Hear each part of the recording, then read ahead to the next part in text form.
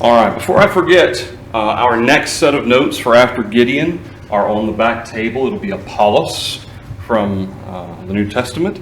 So he'll be the next subject of our character study when we're done with Gideon, which hopefully will be this evening.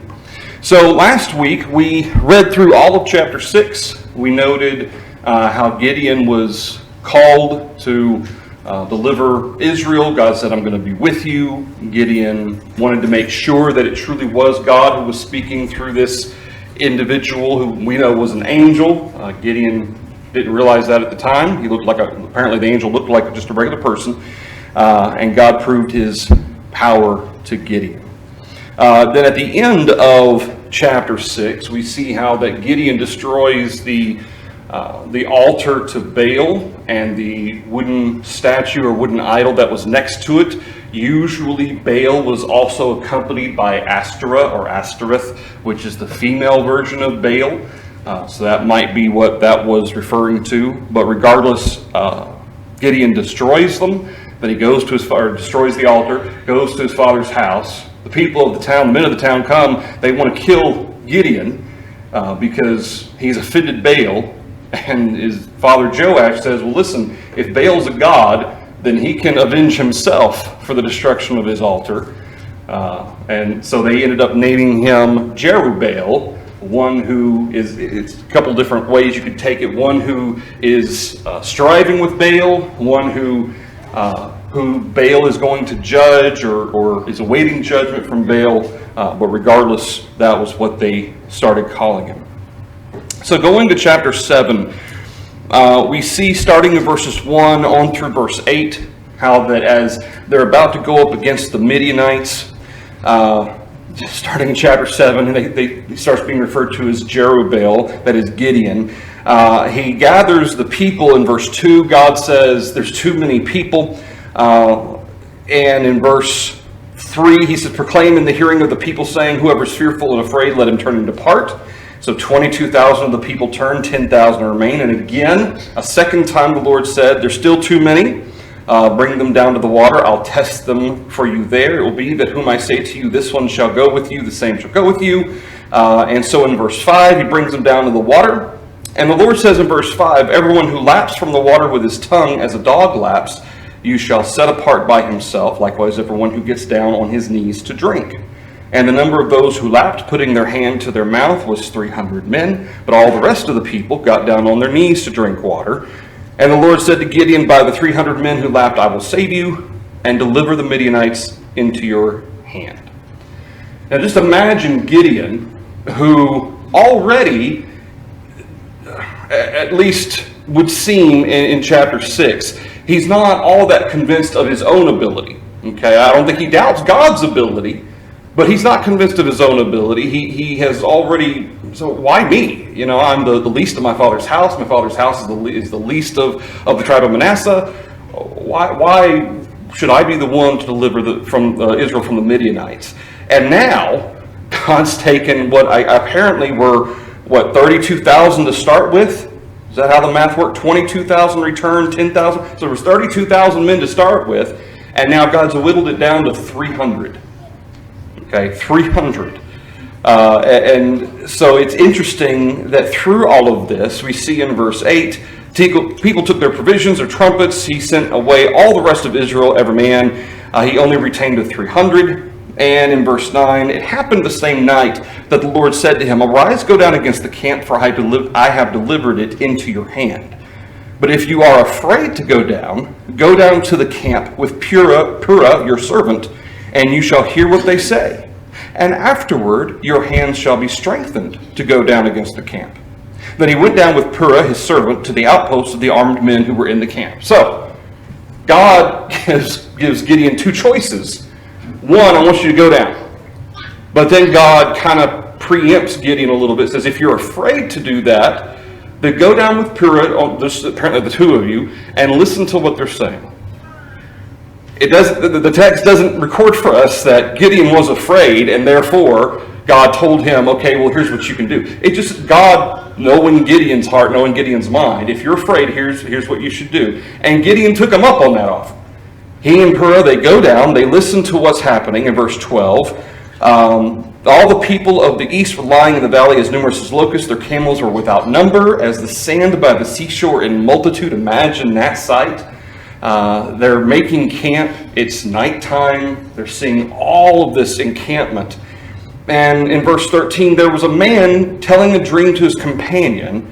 He said, I've had a dream. To my surprise, a loaf of barley bread tumbled into the camp of Midian. It came to a tent and struck it, so that it fell and overturned, and the tent collapsed. And his companion answered and said, this is nothing else but the sword of Gideon, the son of Joash, a man of Israel. Into his hand God has delivered Midian and the whole camp. First of all, the dream would seem to be one of those dreams that God would often send generally to like people like Moses or to Daniel or Joseph, individuals that were faithful to him, individuals that served him. We have one example in the New Testament, which might very well have been a similar situation. Can anybody remember a situation where a non-Christian, someone who was almost cursory to the account, had a dream and issued a warning because of it? Sorry? Okay, well, Cornelius, he had a vision. Yeah, he had a vision, a dream, a vision. But this was a dream. It specifically records it was a dream. Pilate's wife. Yeah, Pilate's wife. Remember, she warned Pilate, I've had a dream about this man, have nothing to do with him. Whatever her dream was all about, she didn't go into great detail about it. But it would seem as though, I would certainly subscribe to the idea that God had sent that dream. And it would seem that this is the case here. He has sent this dream, and of course, ultimately the purpose is to encourage Gideon. But then the response of this fellow's friend, how in the world do they know Gideon? I don't know. How do they know of Gideon? He's the son of Joash. They knew exactly what his name was, what his father's name was, despite what about Joash and his family? Huh? They were least of the tribe of Manasseh. Okay, it's not like they were well-known, high-up individuals or something like that. So how did this fellow know about him? Whether God through His providence made it how that this fella had just happened to hear of what maybe Gideon had done with the altar to Baal. Somehow or another, God made it where that this individual was aware of Gideon and Joash, a man of Israel. Into his hand God has delivered Midian and the whole camp.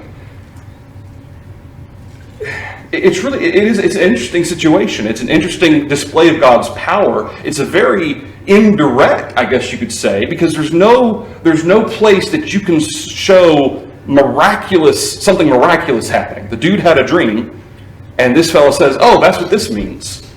It's a very interesting situation. Obviously, that God was behind.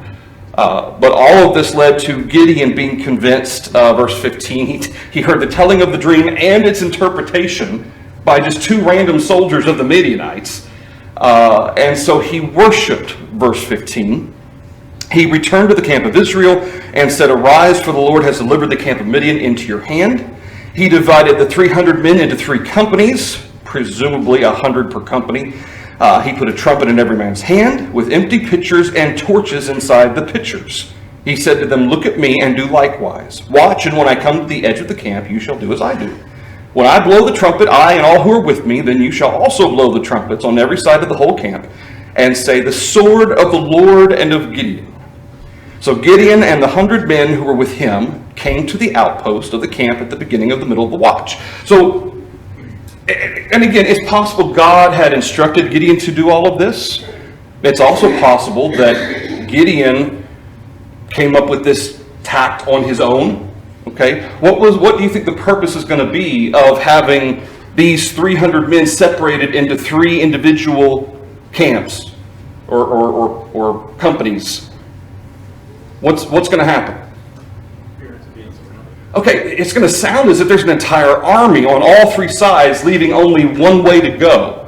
And add to that the fact that it's at night, and it's not like they have street lamps or the big spotlights or anything like that.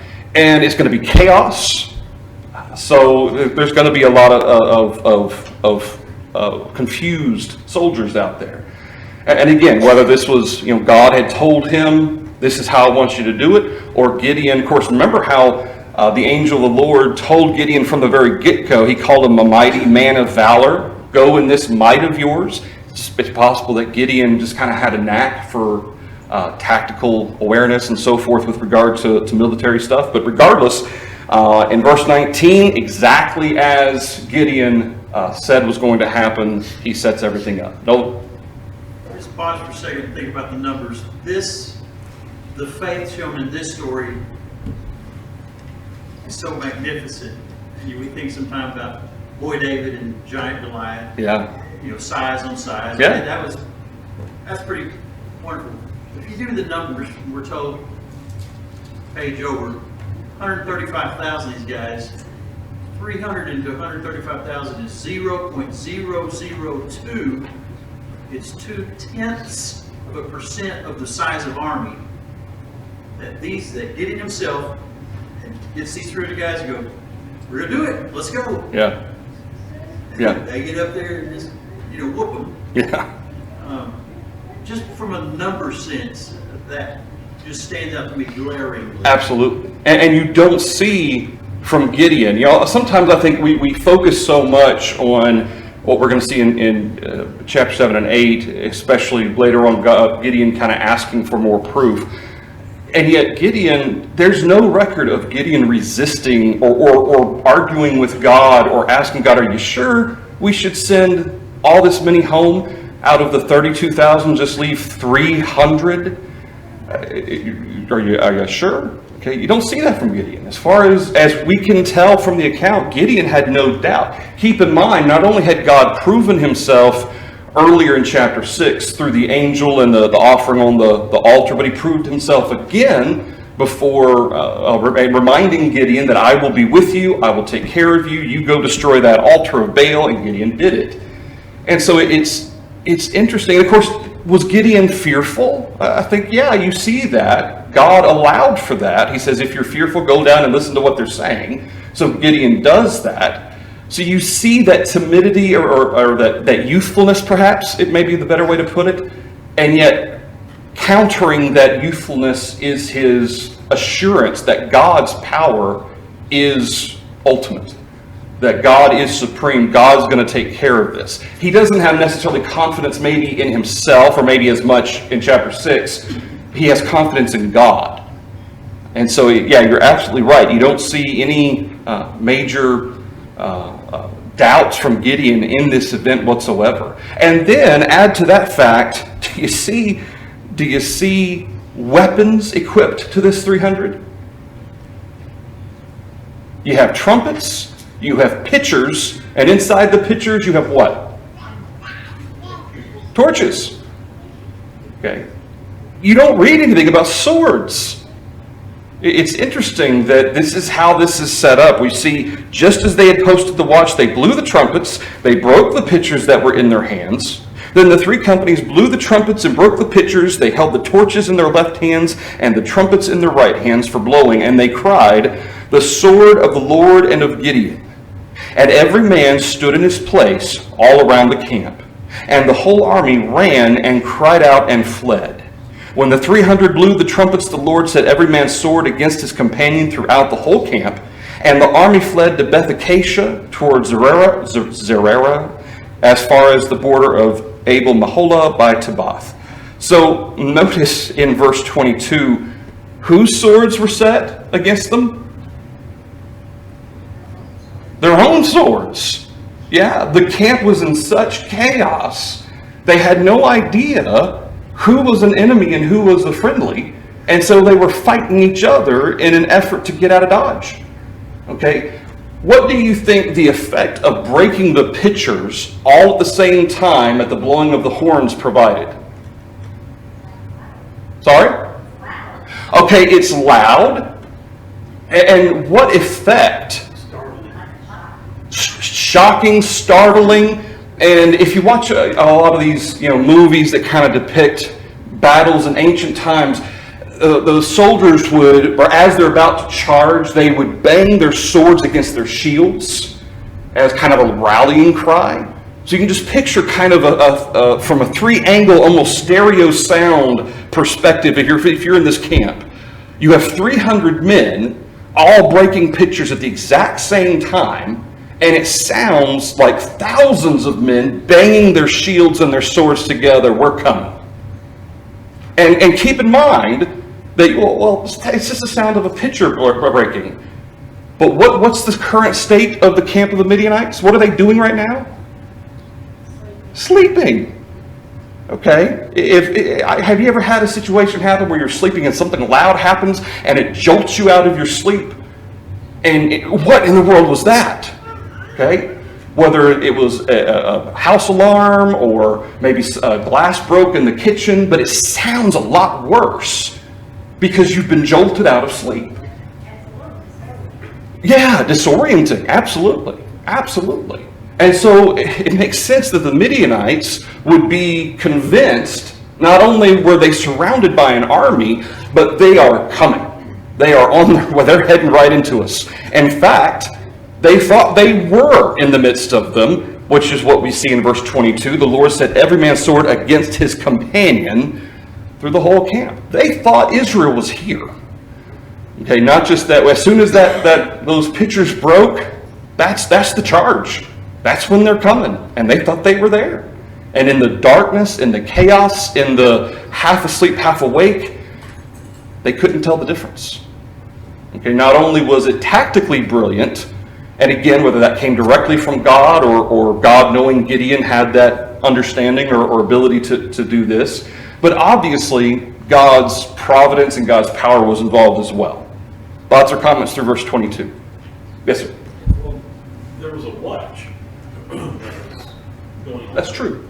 So, in addition to what you just said, perhaps the breaking of the vessel surrounding the light then exposed the light, because otherwise you would think the watchman would have been able to see this number of people approaching and surrounding the camp. You would hope they would. Yeah. So the element of surprise, divine encounter, and all of a sudden you got light of the enemy surrounding The torches, that's right. Yep. Yeah, that's true. That's a good point. I hadn't thought about that with the watch. That's true. Yeah. You were talking about Gideon, his confidence or not being fearful until he heard, or was fearful until he heard the soldiers. Mm-hmm. And it's one of those things like, we've already won. Yeah. Yeah. I think, it's just a matter of doing it. Yeah, they're living rent-free inside their head there, aren't they? Yeah, and again, it's entirely possible that this was widely spread through the camp.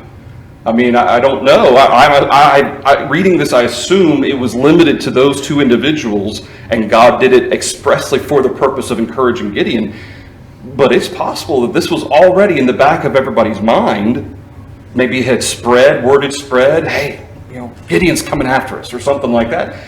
Maybe they were already a little on edge, and all of a sudden this just added to it. But you're absolutely right. Gideon was like, hey, this is won. God has won this for us. Obviously, it wasn't the 300 themselves. It was God and his power. And of course, thus showing or emphasizing why God whittled it down to 300. 300 was all he needed. 300 was all that were necessary to bring about this victory against the Midianites. And of course, that was only possible because of God. Yes, sir? No, your imagination is your worst enemy sometimes. Oh, man. So, they could be thinking, how many people are behind each one of those torches? Sure, absolutely. Yeah. Just totally got them out of sorts. Absolutely. Absolutely. Anything else through verse 22? Yes, sir. It strikes me as the power of God, whether it's miraculous or not. We shudder at the thought that God knows what we think, but here God is telling Gideon what's going to happen in somebody's dream. Yeah. I mean, that's just way intense. Yeah. Yeah, absolutely. And it goes to show, again, whether it was purely just providence involved or there was some Again, miraculous, the concept of a miracle is observable suspension of natural law. That's the Bible's definition of a miracle. There's no observable suspension of natural law, but certainly there is God's power behind it. From whether indirectly or directly going on with the dream and all that, there's definitely power of God behind it. Yeah.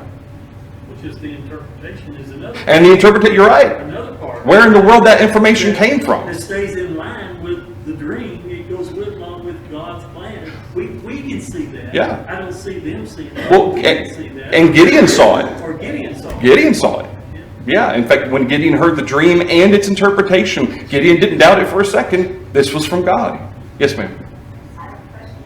Since the torch was in the nesting and they broke it, that means fire hit the ground, right? Well, it says that they had the torches in the pitchers, they broke the pitchers, and then they held the torches in their left hands. So whether or not the fire was on the ground, maybe also causing some issues, I don't see that. It just sounds as though they were hiding the light in the pitchers until they got in position. Then they smashed them. There's the sound. They pick up the torches. There's an army, and chaos reigns, is what it sounds like. Okay. Anything else through verse 22? Verse 23. And the men of Israel gathered together from Naphtali, Asher, and all of Manasseh, and pursued the Midianites. Gideon sent messengers throughout all the mountains of Ephraim, saying, Come down against the Midianites, seize from them the watering places as far as Beth-barah and the Jordan. And all the men of Ephraim gathered together, and seized the watering places as far as Beth-barah and the Jordan. And they captured 2 princes of the Midianites, Oreb and Zeb. They killed Oreb at the rock of Oreb, and Zeb they killed at the winepress of Zeb. I'm assuming that's why they're called that, not that they were called that beforehand. I'm assuming they're called that because they were killed there. They pursued Midian and brought the heads of Oreb and Zeb to Gideon on the other side of the Jordan. So after this, okay, the Midianites' army, despite, and we're not given a number, okay, suffice it to say, even with the 32,000 that Gideon originally had, I don't think that would have been nearly enough to have combated face-to-face against the army of the Midianites. Okay, I'm guessing the Midianites had much larger army. It says they were as numerous as the sands of the sea, or sands of the desert, or sands of the desert, sands of the sea. What did it say? Chapter 8, verse 10 does give us that number. Does it give us the full number? 15,000 were left at this second, but 120 had already been killed. The next couple of verses, they're going to wipe out that 50. Oh, okay, yeah, I hadn't caught that before. Okay, for 120,000 men who drew the sword had fallen back in chapter 6. Okay, or back in chapter 7. Okay, so 120,000. All right, good. Thank you. I hadn't noticed that. All right. So the army's in turmoil. Everybody's scattering. This is a perfect time to press the advantage. This is the perfect time to do what needs to be done. And so that's exactly what happens in chapter 7. Anything through the end of chapter 7? All right, going to chapter 8. So now the men of Ephraim said to him, Why have you done this to us by not calling us when you went to fight with the Midianites?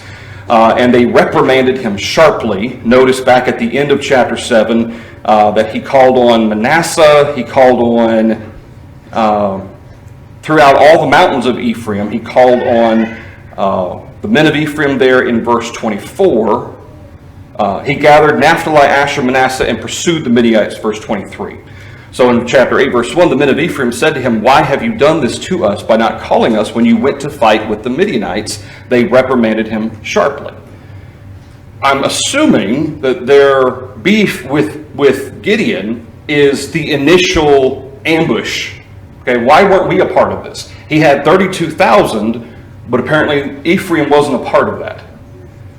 It didn't matter, first of all. God could have very possibly weeded all of those out anyway. But Ephraim had a beef with him, verse 2. He said to them, What have I done now in comparison with you? Is not the gleaning of the grapes of Ephraim better than the vintage of Abizer? God has delivered into your hands the princes of Midian, Oreb and Zeb. And what was I able to do in comparison with you? Then their anger toward him subsided when he said that. So notice at the end of chapter 7, they were the ones who pursued these two princes of the Midianites. But after they're done with that, they come back and like, hey, what's up? We should have been there at the beginning. And so Gideon's response was, wait a minute, what have I done that's greater than what you did? I scared them. You killed them. Okay? I scared them running. And then you actually went and killed them. You killed the two princes. How am I in any way? It sounds like this was more of a political beef.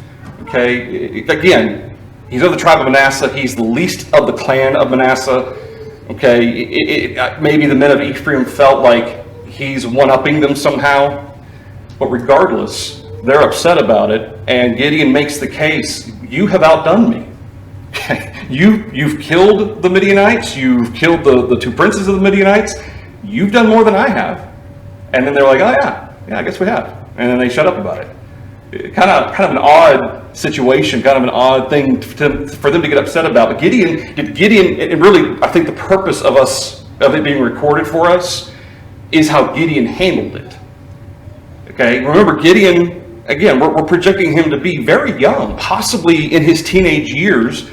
And that being the case, he handles this situation very wisely.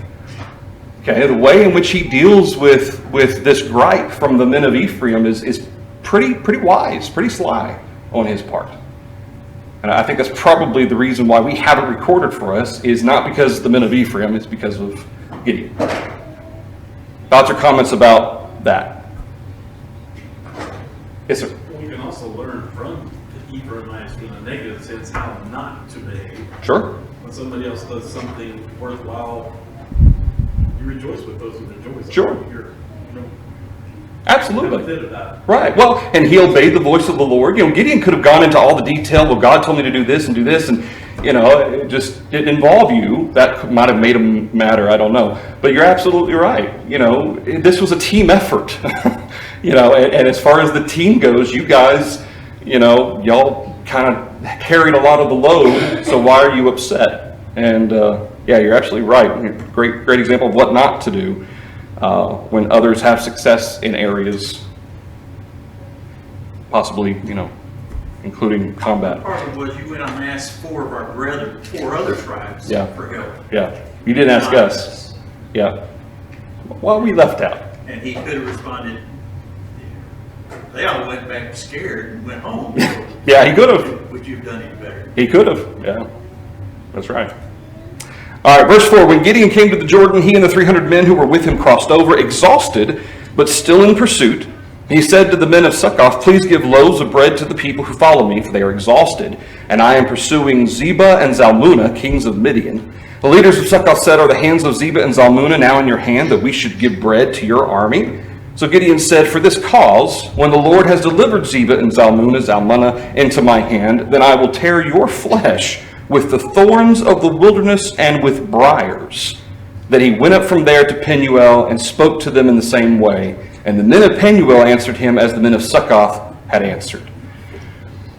So he's going to both Succoth and Penuel asking for food for his army. These little towns see his vast army of 300 men and go, you want us to feed you, and then when the army of the Midianites defeats you, they're going to come back and slay us because we fed you. Okay, I'm extrapolating. I'm assuming that's kind of their thought process as to why they're denying feeding this army. And so, what does Gideon say? He says, when the Lord has delivered, not if the Lord, not if I survive. When the Lord has delivered Zebah and Zalmunna into my hand, I will tear your flesh with the thorns of the wilderness and with briars. Eesh. Harsh, but I mean, I don't see any. I mean, this is the consequence of you. If you're not going to help us in this effort, this is what's going to happen. But I think it's amazing the faith that Gideon has here when the Lord has delivered. Not when I have conquered, when the Lord has delivered them. I'm coming back here. Thoughts through that? And with this men of Succoth, he said the same thing. When I come back in peace, I will tear down this tower. Apparently Penuel had a tower. He said, when I come back, I'm tearing it down. That's through verse 9.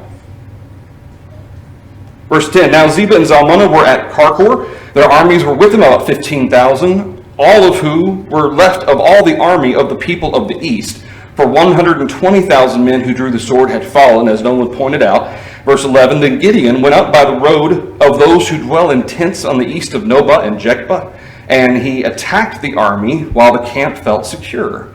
When Zebah and Zalmunna fled, he pursued them. He took the two kings of Midian, Zebah and Zalmunna, and routed the whole army. And Gideon, the son of Joash, returned from battle from the ascent of Heres, and he caught a young man of the men of Succoth and interrogated him. And he wrote down for him the leaders of Succoth and its elders, 77 men. Then he came, verse 15, to the men of Succoth and said, here are Zebah and Zalmunna, about whom you ridiculed me, saying, are the hands of Zebah and Zalmunna now in your hand, that we should give bread to your weary men? And he took the elders of the city, and thorns of the wilderness and briars, and with them he taught the men of Succoth. And he tore down the tower of Penuel, and killed the men of the city. Did Gideon do exactly what he said he was going to do? Literally what he said he was going to do? Okay, he said with the briars and the thorns. And I think that's a really interesting way of saying that with those briars and thorns, he taught the men of Succoth, verse 16. And then in verse 17, he tore down the tower of Penuel. I don't know how big these little towns or cities were. I doubt they were real big, but that's not really the point. The point is that these men or these cities did not provide aid to Gideon and the army. Gideon was on a mission. He was delivering Israel from the Midianites. These people were in the way. In fact, in a way, by not helping them, they were helping the Midianites. And so Gideon did what he said he was going to do. Any thoughts through verse 17? Verse 18, he said to Zebah and Zalmunna, what kind of men were they whom you killed at Tabor? They answered, as you are, so were they. Each one resembled the son of a king. And he said, they were my brothers, the sons of my mother. As the Lord lives, if you had let them live, I would not kill you. And he said to Jether, his firstborn, rise, kill them. But the youth would not draw his sword, for he was afraid, because he was still a youth. So Zebah and Zalmunna said, rise yourself and kill us, for as a man is, so is his strength. So Gideon arose and killed Zebah and Zalmunna, and took the crescent ornaments that were on their camels' necks. It's kind of an interesting, this verse from verse 18 on through, there's some references here about what they did to the men at Tabor, and Gideon responds in verse 19, these were my brothers, the sons of my mother. And it's kind of an interesting, obviously there's a lot more going on behind the scenes than Judges goes into detail about.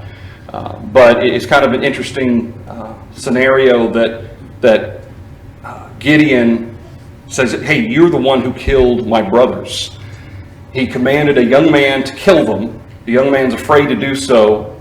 They mock him, and so Gideon does it himself, personally, which I think is interesting. Anything through verse 21? All right. Then the men of Israel said to Gideon, rule over us, both you and your son, your grandson also, for you delivered us from the hand of Midian. But Gideon said to them, I will not rule over you, nor shall my son rule over you. The Lord shall rule over you. Gideon said to them, verse 24, I would like to make a request of you, that each of you would give me the earrings from his plunder. For they had golden earrings, because they were Ishmaelites. So they answered, we will gladly give them. They spread out a garment. Each man threw into it the earrings from his plunder. Now the weight of the gold earrings that he requested was 1,700 shekels of gold, besides the crescent ornaments, pendants, and purple robes, which were on the kings of the Midian, besides the chains that were around their camels' necks. Verse 27, Gideon made it into an ephod and set it up in his city, Ophrah. And all Israel played the harlot with it there, and it became a snare to Gideon and to his house. This again is an interesting situation. Okay, so you have, and it's not like all this all these events they're not happening like in the course of 2 or 3 days. These are events that are happening over the course of some time. But in verse 20, well, on the one hand, you have verse 23 where Gideon says, "No, I have no desire to be a king over you or anything like that." He says, "The Lord will rule over you." That was a great answer, very wise answer. But then he requests gold, and then he turns it into an ephod. And we see in verse 27 that he set it up in Ophrah, and all Israel played the harlot with it there, and it became a snare to Gideon and his house. I don't believe Gideon intended for this to happen, but it did. It became a snare. I don't think it was his intention for it to be such. I don't believe Gideon, based on what we've seen of Gideon, I don't think that would have been something he would have intentionally done. All right, thus Midian was subdued before the children of Israel, so that they lifted their heads no more, and the country was quiet for 40 years in the days of Gideon. We see in verse 28. After that, verse 29, we see Jerubbaal went and dwelt in his own house. He had 70 sons. Let's see, his concubine who was in Shechem bore him a son whose name he called Abimelech. And Gideon, the son of Joash, died at a good old age. He was buried in the tomb of Joash's father. And verse 33, it was as soon as Gideon was dead, the children of Israel again played the harlot with the Baals and made Baal Bereth their god. Thus the children of Israel did not remember the Lord their God, who had delivered them from the hands of all their enemies on every side, nor did they show kindness to the house of Jerubbaal in accordance with the good he had done for Israel. The end. Okay, so that's what happens with Gideon. For the most part, I mean, there's really nothing too much you could say bad about Gideon, aside from the fact that, yeah, there was a little bit of trepidation, a little bit of fear, but God allowed for that. He knew that was going to happen. He made allowance to encourage Gideon. Gideon then, being encouraged, did exactly as God commanded him. The only, I guess you could say, bad thing that happened, and it wasn't because of pride, it doesn't seem. I mean, he himself said, I'm not going to be a king over you, neither will my children. The Lord's going to rule over you. It was this ephod that he had made, which probably it started out being devoted to Jehovah or whatever, but then gradually got turned ultimately into an idol, is what it sounds like happened. Thoughts or comments through that? You would think he would have learned from his father and the Baal and Ashtoreth.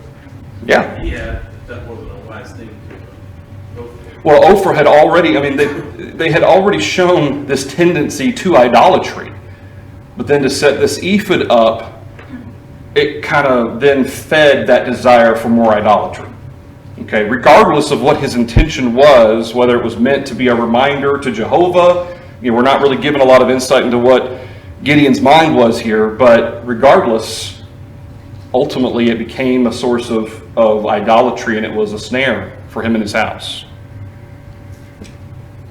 Yes, sir. Question. Yeah. So it mentions the two men, and it says they're the kings of Midian. So is it like a regional kind of thing? Because how does that work? Or are they her successors? Or My guess is that they were probably brothers. A lot of times that's how they dealt with when you had multiple kings. They were brothers from an initial king, and so they had their kind of parts of the kingdom that they ruled. But I honestly, in terms of the specifics of that, I don't know. But my guess would be that they were both kings, and I'm assuming the princes of Midian that they killed earlier would have been their sons, maybe. But yeah, I'm not specific about Midian, but I've read several times about different kingdoms and how that the one king would have, especially if it was a small number of children, they would sometimes split that up into parts that each one would rule themselves. It was one kingdom, but kind of regional. Yeah. Was that the second bell? Okay. All right, we'll stop there. We will pick up with the questions, finish that up next Wednesday night, and we'll start on Apollos as well. Thank you, everybody.